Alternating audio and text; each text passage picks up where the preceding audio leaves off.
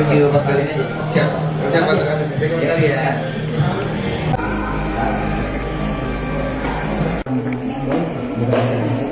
Tapi kreator yang dibentuk itu yang memang masih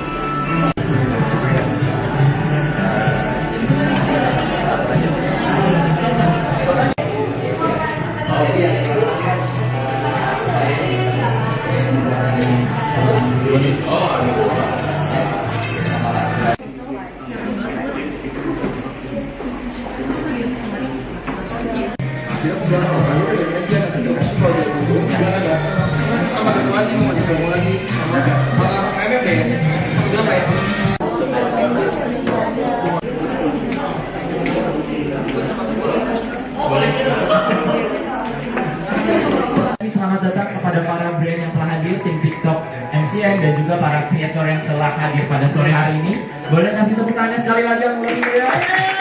Mari mengikuti acara sore hari ini. Boleh makan sambil diminum, dimakan, dinikmati sajian yang telah tersedia. Baby Training Academy, TikTok Shop Partner Team, yaitu platform atau event pembelajaran pelatihan online dari Baby Digital Agency.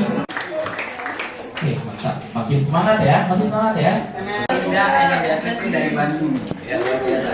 Nah, teman-teman kreator di sini juga saya ucapkan terima kasih dan teman-teman brand yang memang training nomor 1 di Indonesia dan juga dunia, sehingga manfaatkanlah platform TikTok ini, khususnya TikTok Shop, untuk kita bisa memberikan energi positif dan membantu ya mengembangkan teman-teman semua untuk bisa berkembang, menggarap sebuah konten hingga bisa menghasilkan ya profitabilities dan kemudian juga bisa menjalani sebuah new career, bekerja sama dan berkolaborasi dengan brand, khususnya di tempat ini. Tetapi siapa tahu dari situ kita bisa membangun kolaborasi yang lebih besar. Nah, setuju? Jadi jangan jaim. Nah, setelah kita mendengar sambutan hangat dari CEO dan kenalin, nama aku Reza dari tim Creator Education. Tapi mungkin sebenarnya teman-teman sesi hari ini aku bakal bawain materi rada teknis. Jadi biar nggak ngantuk, kalau teman-teman semua ada pertanyaan bisa langsung disampaikan aja pertanyaannya. Ya, karena meskipun aku kerja di TikTok teman-teman, tapi lebih jago teman-teman semua kayaknya ya. Soalnya aku baru punya TikTok semenjak masuk TikTok 6 bulan lalu teman-teman ya. Jadi hari ini yang bakal aku bawain itu adalah hasil eksperimentasi tim education sama tim strategi dengan beberapa kreator, dan topik utamanya itu adalah GPM. Tapi mungkin sebelum kita bahas GPM lebih jauh, boleh nggak sih nanya dulu sama teman-teman semua di sini udah jadi affiliator semua kan ya? Ada yang belum punya keranjang kuning nggak? Belum. Ada yang ada yang belum? Ada yang oke, ada yang belum pernah live stream juga mungkin? Belum. Ada yang belum live stream? Oh, masih ada yang belum. Kenapa Kak nggak live stream nggak? Kalau boleh tahu. Alhamdulillah sehat. Baiklah, sebelum kita memulai sesinya, jadi saya izinkan memperkenalkan diri mengenai topik GMV per mile. Dan selanjutnya ada Kak Subhan. Halo Kak Subhan, selamat. Saya akan formnya spesialnya karena beberapa kali lewat di FYP saya, terus sekarang ketemu langsung, mungkin nanti kita bisa ngobrol lebih lanjut. Nama aku, jadi aku bisa memperkenalkan diri lagi. Aku ada Saudara Ramadhani, Instagramnya di @aryasaputra. Bidang elektronik, lifestyle dengan perolehan GMV first sekaligus digital marketer yang sukses banget nih di bidang elektronik seperti dalam kita yang sebelumnya nih. Beliau juga tembus miliaran selama join di MCN TikTok Fan Agency. Konten-kontennya juga punya brand authorization. Oke. Masih belum tahu dibantu ya? Oke. Ya. Halo Kak Ayu ya? Iya. Saya mau menanyakan tentang perlu untuk kita dengarkan nih sharing-sharing inspirasi. Nah, kita bapak lagi terlihat milenial, begitu sebutannya di kamera. Nah, pertanyaan pertama nih Kak, nilainya berapa? Berdasarkan kisah sukses Kak Subhan, lama menjadi kreator TikTok Shop sampai saat ini Kak. Wow. Terima kasih, perkenalkan nama saya Subhan. Akun media sosial saya semuanya msub0702. Memang sengaja saya buat sama biar kalau dicari gampang lah. Barangkali mau ada yang endorse juga. Malam hari ini alhamdulillah saya bisa datang ke sini Kalau motivasinya sebenarnya di awal, dulu itu saya punya mimpi besar, di mana saya ingin ketika saya tuh keluarga besar kan orang, keluarga besar saya itu. Dulu itu saya tuh punya mimpi suatu saat saya harus ada di setiap keluarga saya butuh. Jadi misalnya keluarga saya lagi kekurangan finansial gitu ya, saya tuh pengen datang dengan bilang gini, tenang berapa sih? Wah gitu ya. Kemudian misalnya orang tua saya lagi mau betulin rumah gitu. Oke, itu mimpinya begitu. Dan ternyata alhamdulillah setelah saya ada di TikTok salah satunya, itu sedikit demi sedikit bisa terwujudkan. Alhamdulillah. Sore ini lagi foto ini untuk berapa hari? Oke. Dan seperti yang terakhir misalnya alhamdulillah renov rumah orang tua ada satu. Padahal orang tua saya udah nggak ada semuanya. Jadi saya tuh yatim piano ya. Nah, sekarang mimpi yang sedang ingin saya wujudkan adalah mudah-mudahan dari ruangan ini banyak doa buat saya. Tahun ini saya ingin daftar haji bersama keluarga. Dan saya pikir TikTok bisa mengabulkan itu. Amin. Tentu dari Allah ya lewat TikTok. Itu aja sih Kak. Jadi motivasi saya itu. Walaupun saya vibe-nya bapak-bapak, tapi kan nggak terlihat muda kan? Jadi saya mempertahankan karena gini, mungkin ini sedikit aja Kak Farhan ya. Di awal saya agak sulit mendapatkan mengkonversi jumlah view saya menjadi penjualan. Itu gara-gara penonton saya rata-rata 14 tahun. Mereka belum punya duit gitu. Nah setelah itu kemudian saya coba mengubah dari mulai konten, tampilan segala macam. Udahlah, kan gue emang bapak-bapak, jadi gue harus tampil sebagai bapak-bapak. Ternyata viewsnya berubah tuh, penontonnya berubah. Jadi di angka-angka di mana mereka udah punya duit. Nah makanya sekarang, alhamdulillah view saya sudah mulai bisa terkonversi jadi penjualan. Itu aja kan. Katain dong. Saya mikir dulu lah. Ya. Kalau belum makan belum dapat saya. Iya. belum. Tidak ada yang itu. Jadi ini mah buatnya semua orang tahu yang beginian mah ya. Setiap orang itu berhak untuk sukses. Salah satunya sukses bersama TikTok. Kalimat itu direkam nggak? Kalimat itu direkam nggak? Wah itu. Setiap orang berhak sukses dan suksesnya bersama TikTok. Direkam ya, bagus ya direkam. Luar biasa nih jauh-jauh ya Kak. Nah itu bukan tepuk dulu dong. Nah sama kayak Kasubhan di kategorinya di elektronik.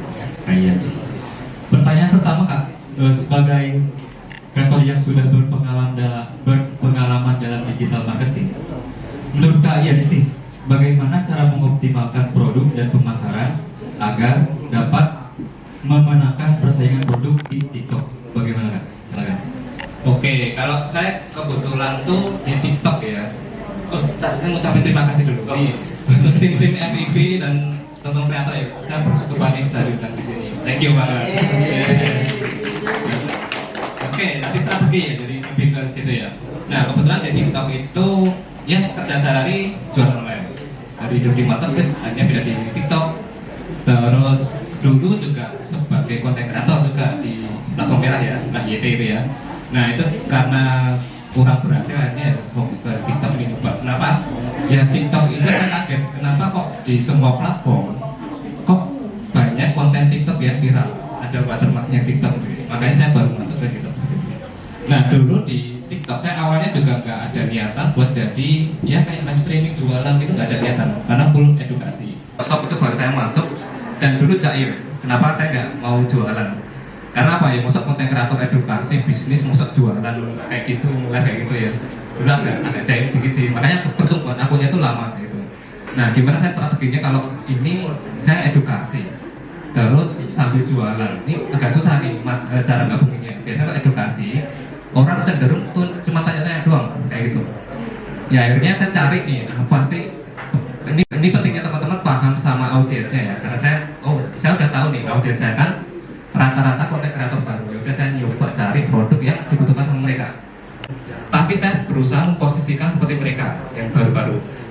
saya jual produk itu nggak usah yang mahal-mahal, nggak usah yang brand-brand elit, itu nggak perlu. Justru apa yang bisa mereka jangkau, apa yang mereka butuhkan beneran dan sesuai budget mereka itu. Tapi barangnya juga bagus dengan rasa-rasanya itu.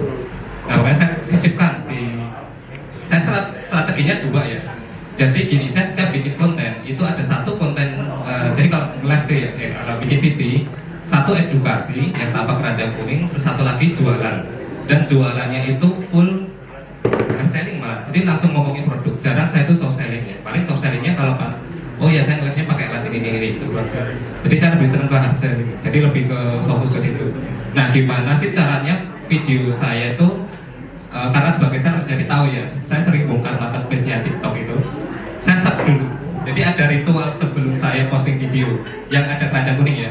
Jadi saya mematokkan itu search TikTok, baru saya misal ada produk tripod nih, saya cari dulu kata kuncinya tripod, dan nanti akan muncul video-video yang bahas tentang produk tripod itu.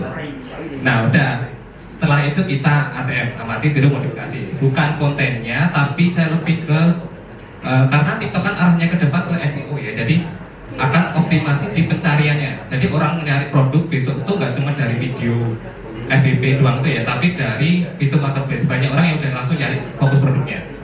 Tapi kebanyakan itu nyarinya, kalau dulu sih ada ya di marketplace itu ada fitur pencarian ya, bisa nge-short video. Tapi sekarang kok dihilangkan tuh kenapa teman? Jadi sekarang kalau kita nyari produk itu harus ke depan dulu, baru nyari produknya. Nah saya fokusnya di situ. Gimana caranya video saya tuh tampil di atas? Ya udah saya niru dari konten-konten yang bisa saya udah dari tripod tuh, akan muncul beberapa video yang bahas tentang tripod. Ya udah saya tiru dari caption, hashtag, mungkin dari konsep videonya tuh baru tak bikinin sendiri. Jadi ya udah kita contoh konten-konten yang udah berhasil. Bahkan dari beberapa kreator ya yang bisa muncul di paling atas itu masih banyak yang bisa disempurnakan lagi. Contoh ada yang kesalahan ya, ada yang cuman. Nah kali ini top kreator web di kategori food ya. Nah, pertanyaan yang pertama Kalinda, berdasarkan pertanyaan Kalinda membuat konten, bagaimana strategi perencanaan konten yang menarik agar dapat menaklukkan algoritma di TikTok dan dapat memiliki manajemen konten yang bagus? Silakan Kalinda. Perkenalkan, nama saya Linda. Akun TikTok saya Linda Kristi. Saya kreator di bidang food and beverage. Strategi saya yang menarik Kalinda. Dari mulai Kalinda biasanya mereview basrek nih, gimana nih?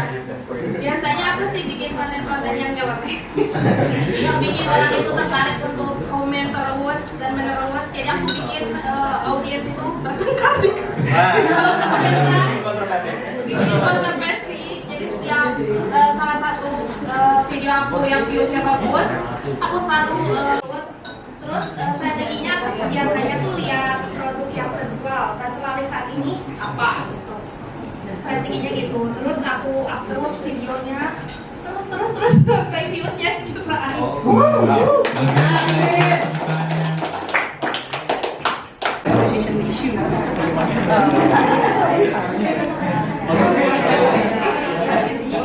Kita itu kan akhirnya jual barang-barang kita, which is bukan nama proses dari orang uji atau ketika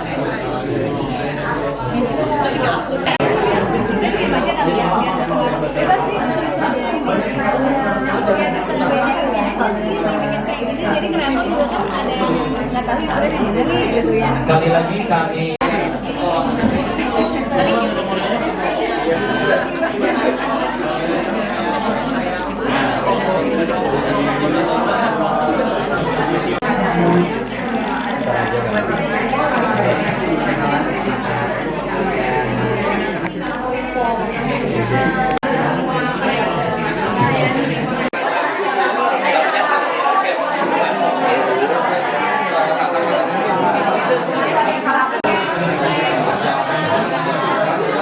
dan Brand Digital Agency. Ini tim-tim yang pojok mau naik busway ya, silakan.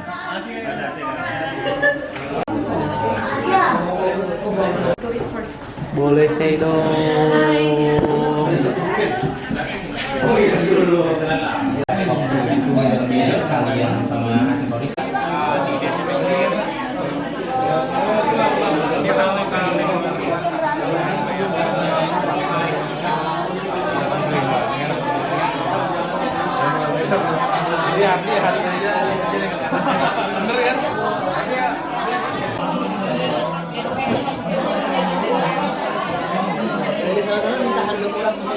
Keempat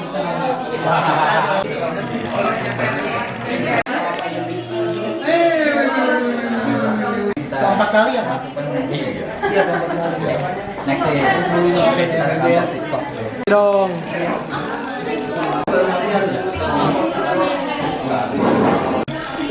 Say hi, say hi.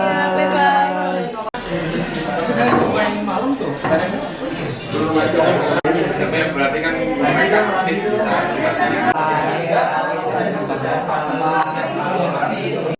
di mana podcast sih? Itu bapak.